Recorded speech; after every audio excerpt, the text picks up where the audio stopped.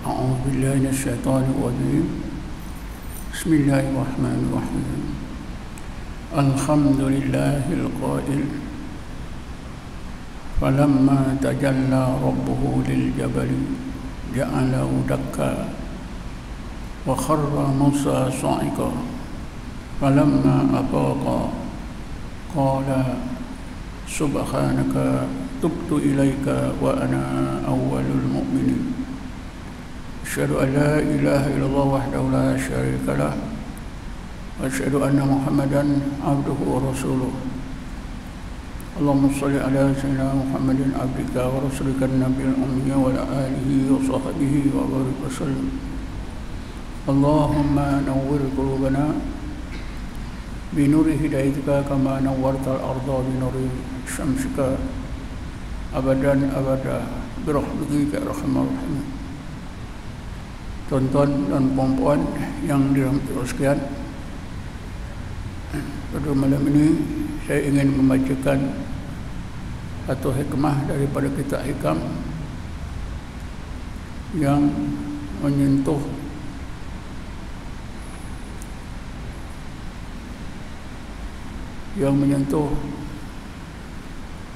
konsep fana,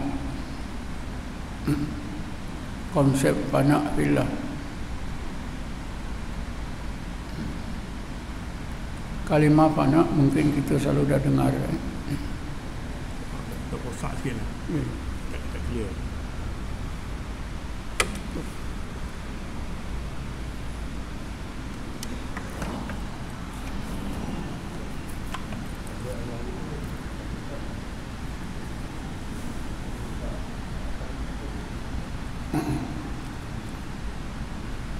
Kalimah fana kita selalu dah dengar, tapi mungkin kita tidak dapat memahami konsep fana yang sebenar dan apa juga yang berkaitan dengan fana, kedudukannya dan kepentingannya.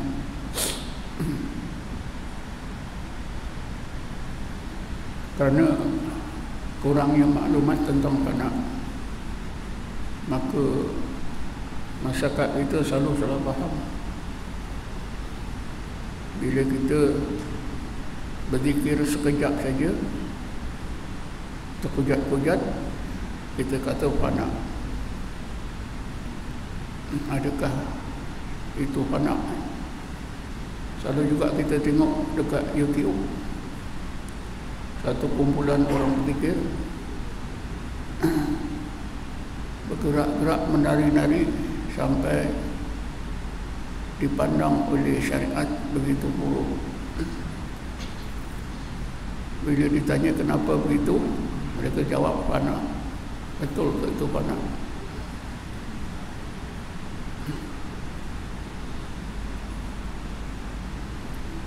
Jadi yang pertama tuan-tuan,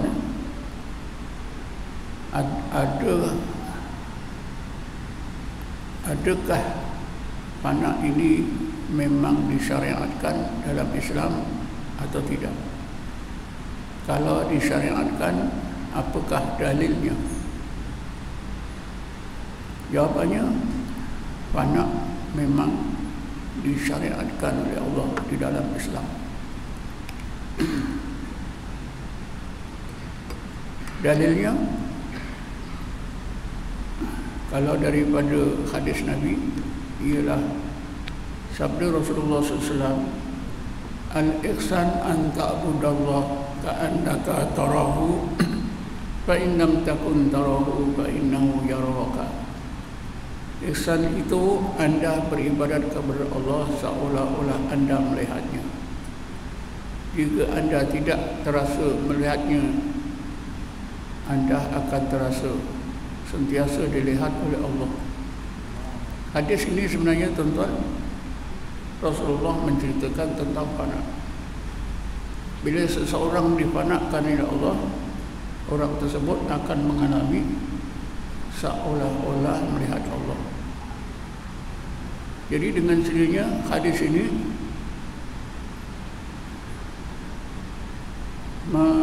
memberi kepahaman kepada kita bahawa fana itu sangat penting. Karena bila seseorang itu difanakan oleh Allah, barulah orang tersebut sampai ke tingkat ihsan. Kemudian dalam Quran ada tak dalil tentang fana? Banyak dalil-dalil tentang fana dalam Quran. Kejadian fana pun ada. Ashabul Kahfi difanakan oleh Allah dalam gua selama 309 tahun. Termasuklah seekor anjing yang dibawanya. Tanpa difanakan, manusia tidak boleh bertahan selama 309 tahun, tak makan, tak minum.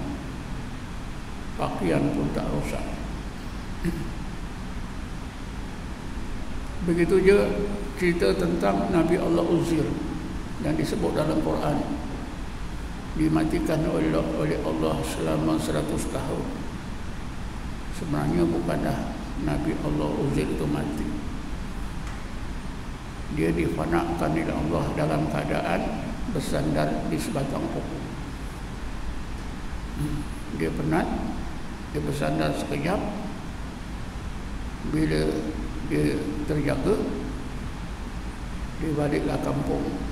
Rupa-rupanya dia duduk yang sebentar itu selama 100 tahun.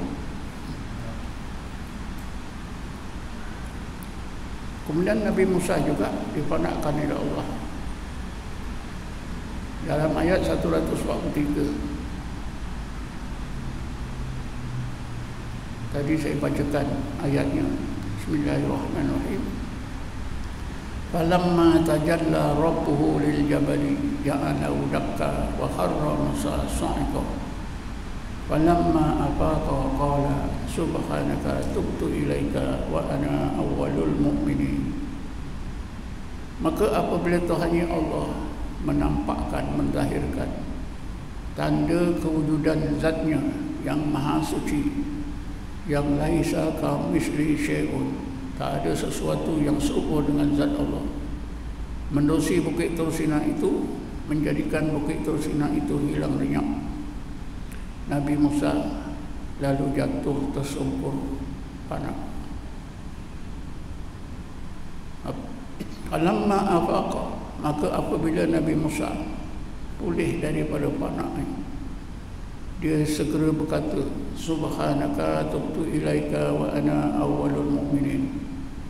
Maha suci Kau ya Allah, aku serah diri bulat-bulat dari batin aku menjadi hamba-Mu, sebaik-baik hamba-Mu ya Allah. Wa ana awwalul mu'minin. Aku rasa inilah titik permulaan hakikat aku mukmin sebenar. Ini cerita ni berkaitan Nabi Musa pun difanakan oleh Allah Subhanahu wa ta'ala. Segolongan umat Nabi Muhammad yang digelarkan oleh Allah dengan gelaran ulul albab juga difanakan oleh Allah Subhanahu wa ta'ala. Bismillahirrahmanirrahim. Inna fi khalqis samawati wal ard wa ikhtilafil laili wan nahar la ayatin li ulil albab. Sesungguhnya di dalam kejadian-kejadian yang terletak di langit dan yang terletak di bumi, begitu juga di dalam peredaran masa malam dan siang, terdapat tanda-tanda kewujudan Allah, keagungan Allah, kesamaan Allah sebagai Tuhan yang dapat disaksikan oleh pandangan roh ulul albab. Ketika itu ulul albab difanakan oleh Allah. Dan itulah contoh bagi hadis Nabi tadi, seolah-olah memandang Allah. Ulul albab dapatlah pengalaman seolah-olah memandang Allah. Karena yang dipandang bukan zat Allah, tapi tanda-tanda yang menunjukkan wujudnya zat Allah Subhanahu wa ta'ala. Jadi ini semua dalilnya yang tak boleh nak ditolak, bahawa fana memang disyariatkan. Dan fana ini sangat penting bagi seseorang yang beriman untuk mencapai derajat ihsan. Tanpa fana, maka seorang mukmin tidak akan dapat mencapai derajat ihsan. Cuma itulah, syaitan memang mudah membuat tiruan. Kalau solat pun ditiru. Elok-elok solat 5 waktu, ada orang yang mengamalkan solatul daim, sembahyang 5 waktu tak payah, asal ingat Allah, itulah solatul daim. Ini adalah kerja syaitan. Begitu juga fana, digunakan oleh syaitan untuk menipu, memperdaya, menyesatkan ramai orang-orang Islam. Jadi pada malam ini tuan-tuan, hari kita fahami apa itu fana. Jadi fana itu biasanya disebut fana fillah. Fana fillah.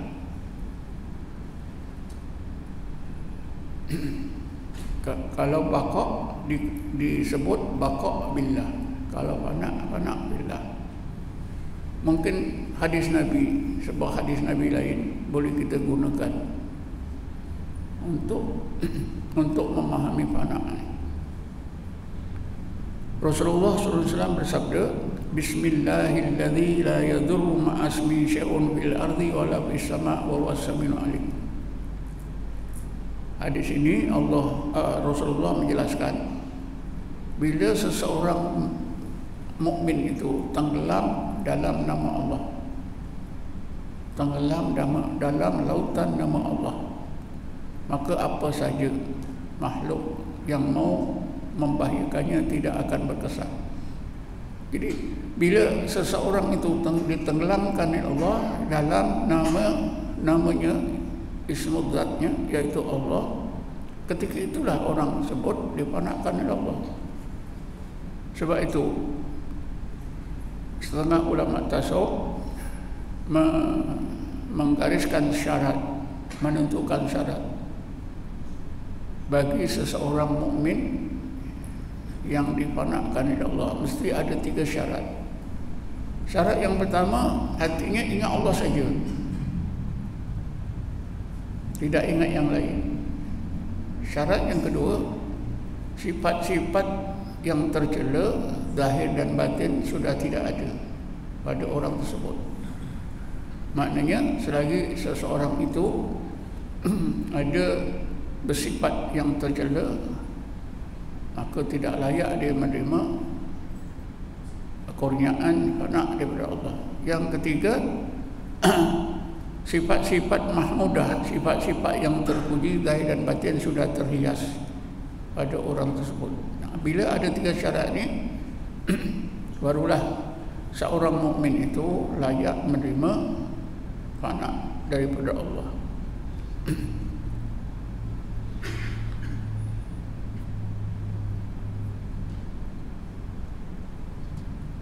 Perkara lain yang perlu kita ketahui, fana ini kurniaan daripada Allah sebagai satu karamah, sebagai satu kemuliaan yang Allah beri kepada seseorang mukmin.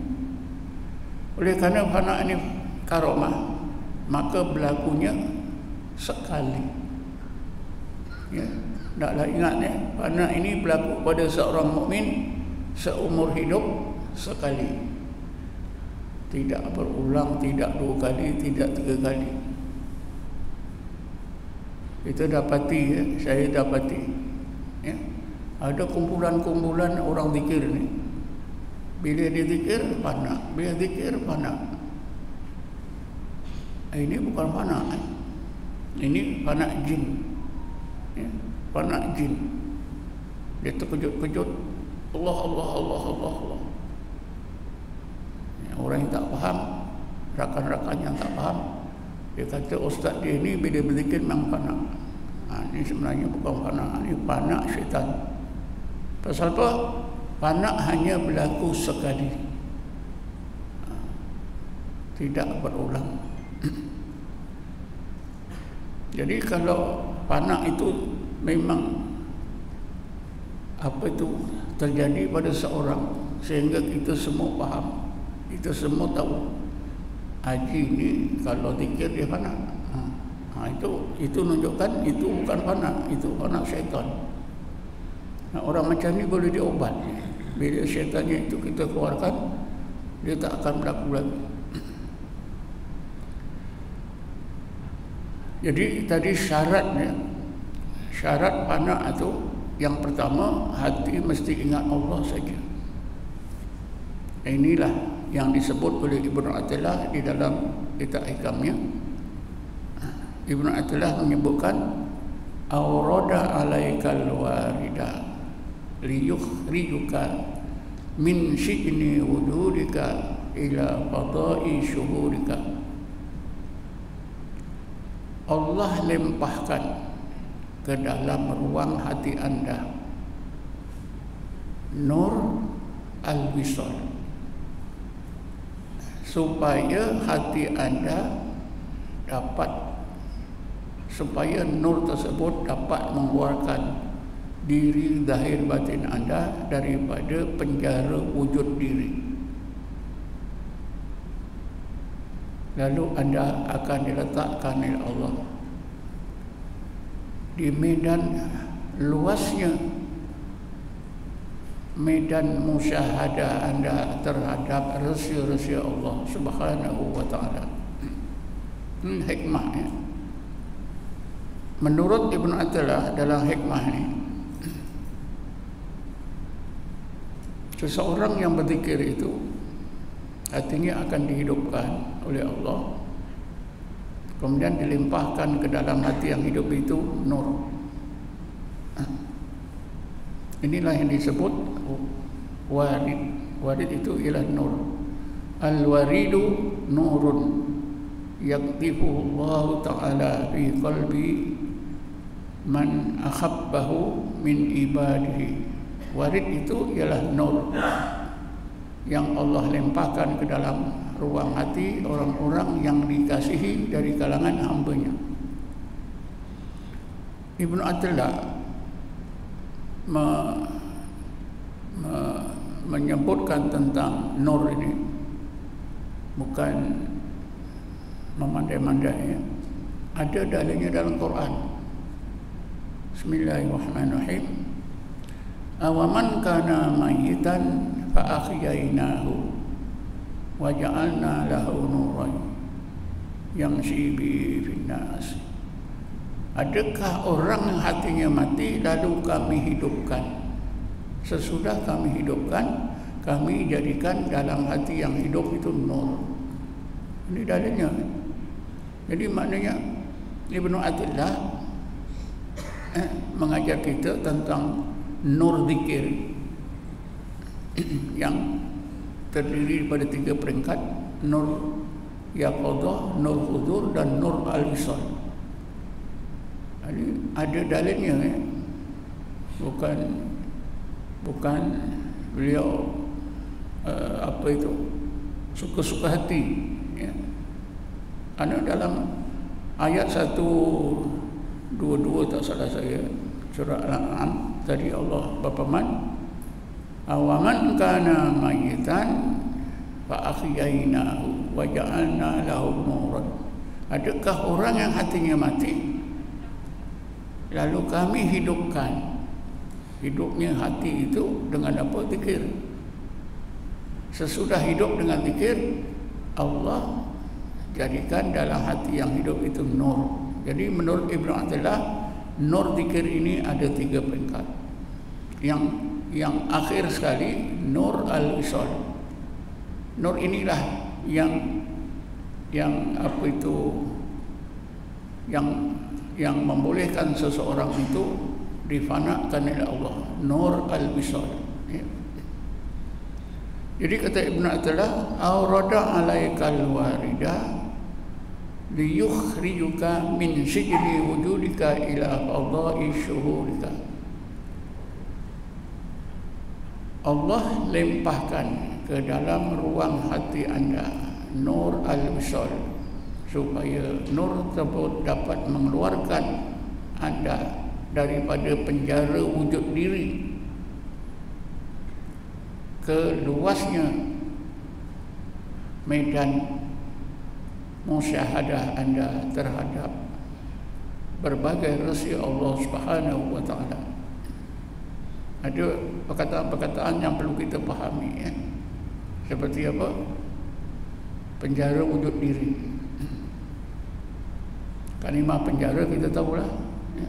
Tapi ini penjara wujud diri. Apa yang dimaksudkan oleh Ibn Taala penjara wujud diri ini ialah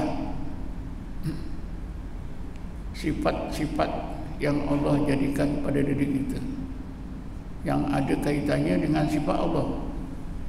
Bila kita belajar sifat 20, nanti ada sifat ma'ani yang 7. Qadrat, iradat, ilmu, khayat, sama, basar, kalam. Qadrat artinya kuasa, iradah artinya kehendak.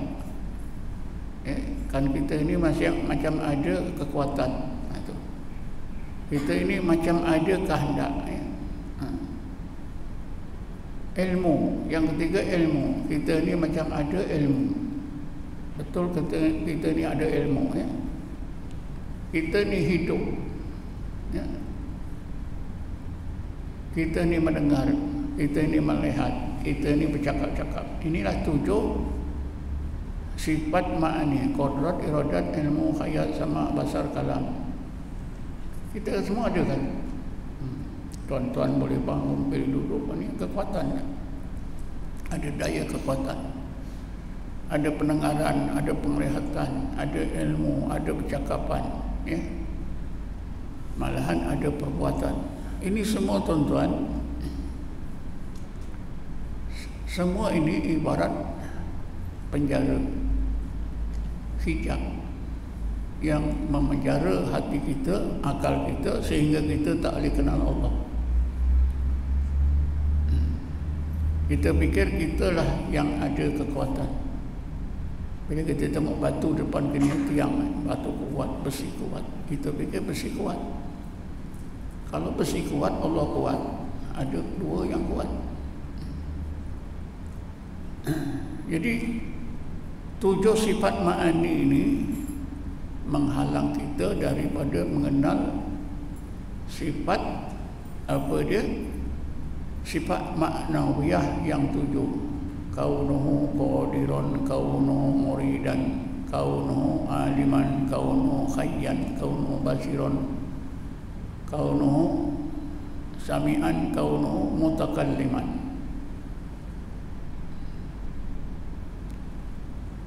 Sebab itulah tuan-tuan, fana itu, bila seorang difanakan, Allah hilangkan yang ada pada kita ni. Seperti yang berlaku pada Nabi Musa. Falamma tajalla rabbuhu lil jabali ja'alahu dakka wa kharra Musa sa'iqa. Nabi Musa itu tersungkur. Maka apabila Tuhannya Allah menampakkan tanda kewujudan zatnya menerusi bukit Tursina, Nabi Musa pun menjadikan bukit Tursina itu hilang, dan Nabi Musa jatuh tersungkur fana. Walaupun Allah SWT jelaskan sebahagian apa yang berlaku pada diri Nabi Musa, sebenarnya apabila Nabi Musa dikurniakan oleh Allah, dibukakan berbagai hijab yang melindungi pandangan mata hati, yang melindungi pandangan rohnya. Maka ketika itu pandangan hati, pandangan roh Nabi Musa nampak tanda-tanda kewujudan zat Allah, tanda-tanda keagungan dan kesempurnaan Allah sebagai Tuhan. Ketika itulah tuan-tuan, pandangan mata Nabi Musa hilang. Jadi walaupun disebut ja'ala udaka, menjadikan bukit Tursina dan kejadian sekitar itu hilang, sebenarnya Bukit Tursinah masih ada di situ. Kejadian sekitar masih ada. Yang dihilangkan ialah pandangan mata Nabi Musa. Difanakan pandangannya. Pendengarannya juga dihilangkan. Daya kekuatannya juga dihilangkan oleh Allah. Karena semua itu adalah kesan.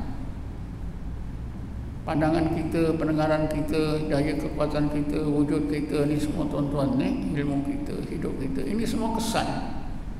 Kesan apa? Kesan daripada qadrat, iradat, ilmu, khayat sama basar Allah. Tapi kita rasa kita lah yang melihat, kita lah mendengar, kita lah yang hidup, kita lah yang bercakap, kita lah yang bangun, kita lah yang duduk, kita lah yang berbuat. Jadi berarti sifat ma'ani yang 7 tadi menghalang akal kita, menghalang hati kita daripada mengenal Allah. Inilah dimaksudkan penjara wujud diri. Bila seseorang itu difanakan, diambil semua oleh Allah, ini semua dihilangkan, barulah kita sedar, rasa betul rupanya kita ni tak ada apa-apa. Tak ada apa-apa. Tak melihat, tak mendengar, tak bercakap, tak tahu apa. Tak ada daya, tak ada kekuatan, tak ada kewujudan, semua hilang. Jadi ketika itulah dipanakkan oleh Allah. Maknanya apa yang berkait dengan sifat ma'ani yang 7 tadi dihilangkan oleh Allah. Jadi dapat kita merasa. Bila rasa itu tuan-tuan, barulah sifat ma'ani yang 7 tadi meningkat kepada sifat ma'nawiyah.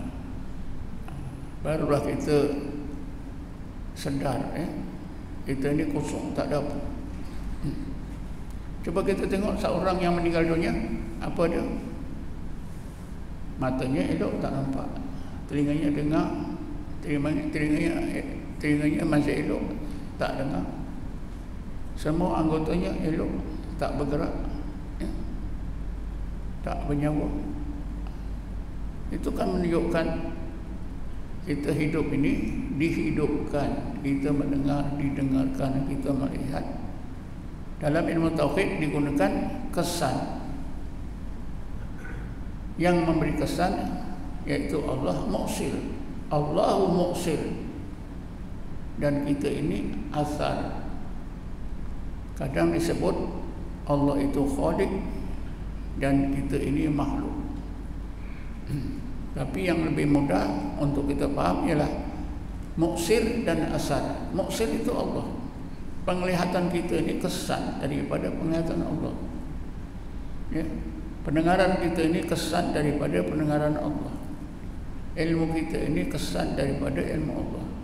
Hidup kita ini kesan daripada hidup Allah. Daya kekuatan kita ini kesan daripada qadrat Allah. Kemahuan kita ini kesan daripada iradah Allah. Kita kosong. Tetapi tuan-tuan, jaga baik-baik, jangan terlajak. Bila kita sebut kesan, bukanlah Allah ada di dalam diri kita, ya?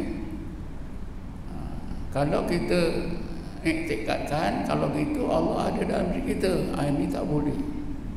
Ini menyekutukan Allah, seperti yang diajar dalam ilmu hakikat insan yang sesat.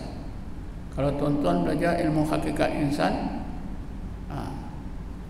nanti sampailah kepada tingkat kepahaman, ya, Allah itu ada dalam diri kita. Hakikat diri kita itulah Allah. Itu salah. Sebab kita pelajari dalam ilmu tauhid, Allah itu tidak bertempat. Kalau Allah itu ada dalam diri kita, itu bertempat. Syirik. Jadi yang kita boleh sebut apa dia? Kesan saja. Kesan. Kalau kita kata kesan, okey. Tak boleh kita sebut Allah itu ada dalam diri kita. Sebab itu kita boleh hidup, kita mendengar, kita bercakap, kita bergerak, kita berbuat. Semua itu Allah hakikatnya. Sebab itu Allah ada dalam diri kita. Ini salah besar.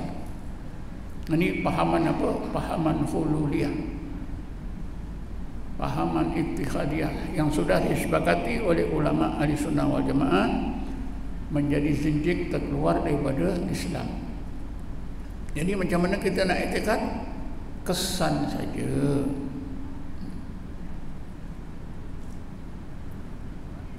Ada orang cuba nak samakan apa? Dengan tenaga elektrik. Yang menghidupkan lampu ni tenaga elektrik, ya, yang memusingkan kipas ni tenaga elektrik. Itu tak boleh, tuan-tuan. Allah tak boleh nak disamakan dengan makhluk. Memanglah kalau lampu ini menyala, ada tenaga elektrik kat situ. Kalau tak ada, dia matilah. Bukan macam tu. Sebab Allah tak boleh disamakan dengan makhluk. Zat Allah tidak bertempat.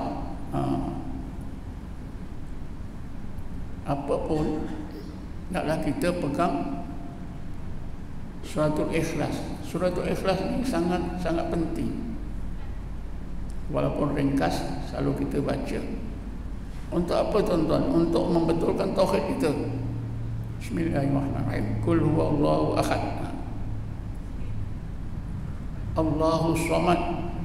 Allah tu tempat pergantungan semua. Semut berjalan pun dengan kodrat iradah dia sama. Apa saja. Lam yalid wa lam yulad. Akhir sekali, wa lam yakul lahu kufuwan ahad. Allah itu tak sama dengan apa saja. Sebab itu kita tak boleh nak faham, kalau itu Allah itu macam elektrik ni. Tenaga elektrik ni sangat penting. Betul. Ada orang berkata dia buat maksiat, dia kata ini gerak Allah, Allah dalam gerak. Betul. Hakikatnya memang itu nanti bab perbuatan, bab perbuatan. Tapi kalau dia nak mengelak dari dosa, tak boleh, tak boleh. Itu bab perbuatan, hakikat perbuatan. Allah Ta'ala berfirman, Bismillahirrahmanirrahim, Wallahu khalaqakum wa ma ta'malun. Allah lah yang menjadikan kamu, dan Allah juga menjadikan perbuatan kamu. Dari sini, tuan-tuan, memanglah perbuatan kita ini yang kita nampak. Yang kata perbuatan Allah itu qadrat iradah Allah, itu kita tak nampak. Sebab itu Allah bagi faham kepada kita lebih lanjut lagi, lebih cerah lagi, iaitu apabila tentera Islam menang dalam peperangan, maka Allah nyatakan kepada tentera Islam, Bismillahirrahmanirrahim, falam taqtuluhum walakinnallaha qatalahum wa ma ramaita idh ramaita walakinnallaha rama. Wahai orang-orang mukmin, bukanlah kamu yang membunuh tentera kafir di medan perang tadi, walakinnallaha qatalahum, akan tetapi Allah yang membunuh. Hakikatnya Allah, lahirnya manusia. Jadi jangan dicampur-campur. Kita tak boleh. Kalau itu semua perbuatan Allah. Hakikatnya, bila salah faham, tuan-tuan, ada ustaz-ustaz yang salah faham, mengajar murid-murid dia, semua Allah. Ayam berak pun Allah yang berak. Ini kan dah salah. Kalau ada dua orang bertumbuk, Allah bertumbuk dengan Allah, ini kan lagi salah. Kalau ada dua kumpulan manusia berperang, Allah perang lawan Allah.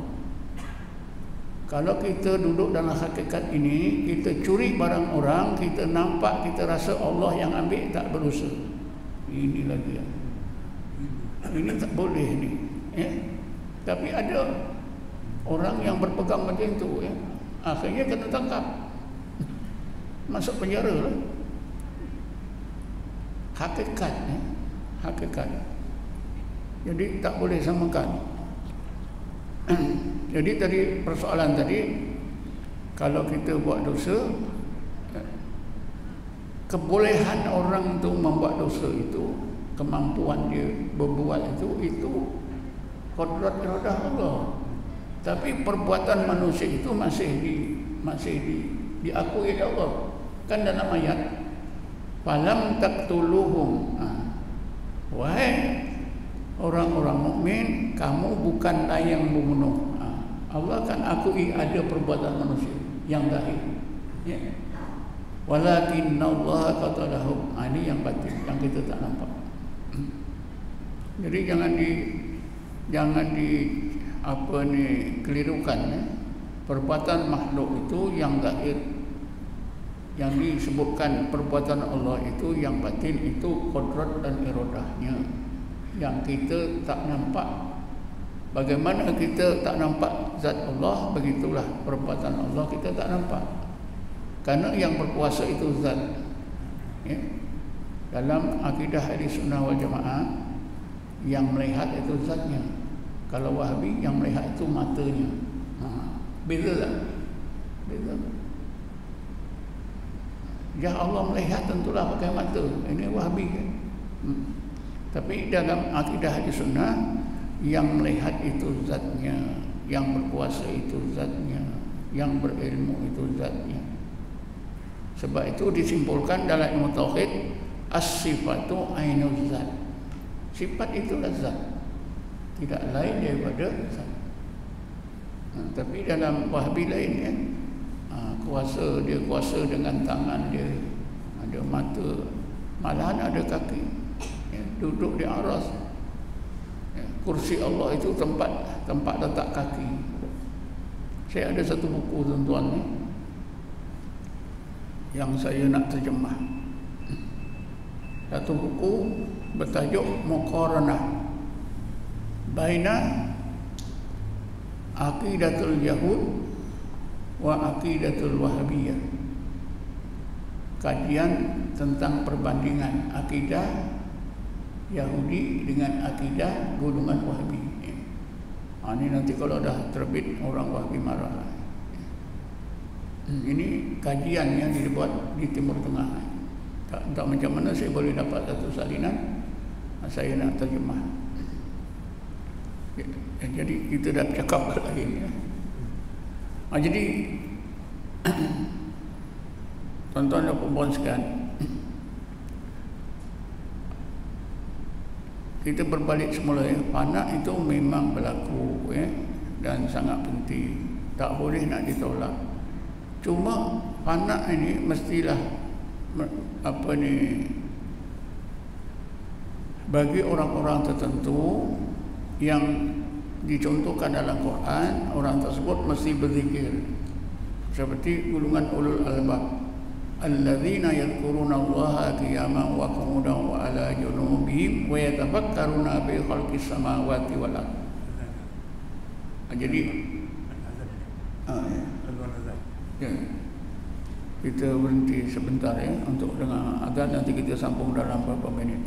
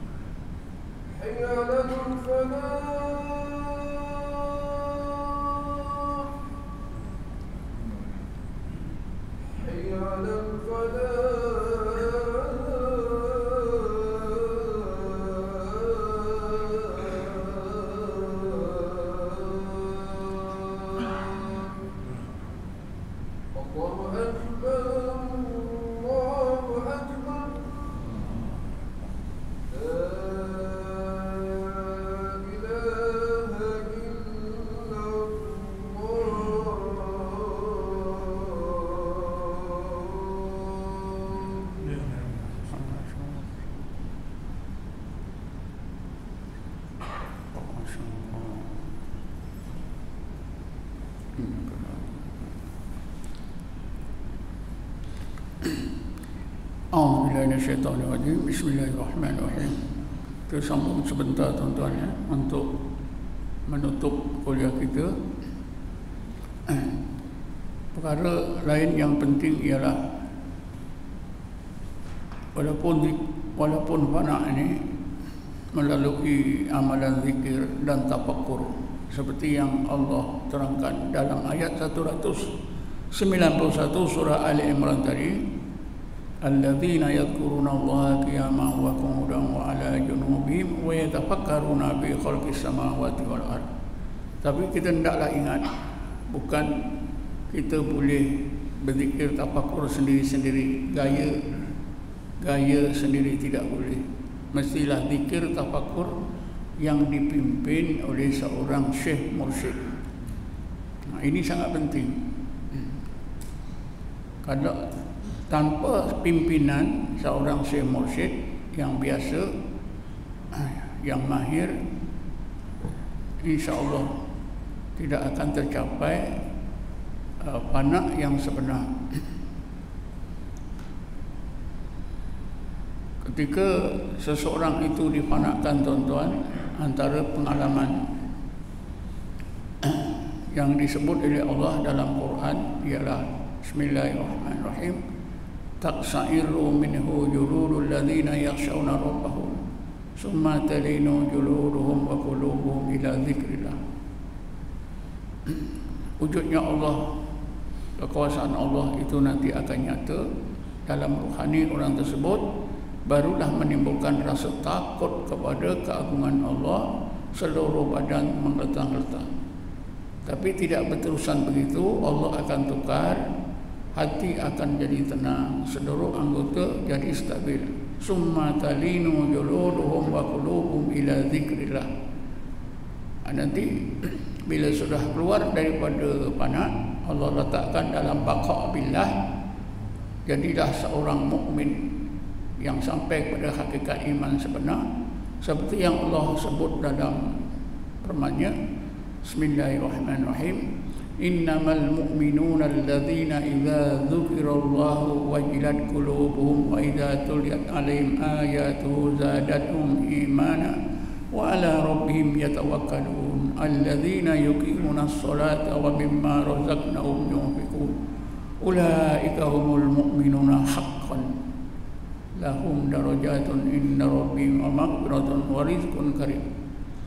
Hanya saja orang mukmin itu apabila, ialah mereka yang apabila disebut Allah, hati mereka kecut dan takut, dan apabila dibacakan ayat-ayat Allah, bertambah iman mereka dan mereka sentiasa bertawakal kepada Allah. Mereka mendirikan solat dan infakkan hartanya dengan cara yang terbaik.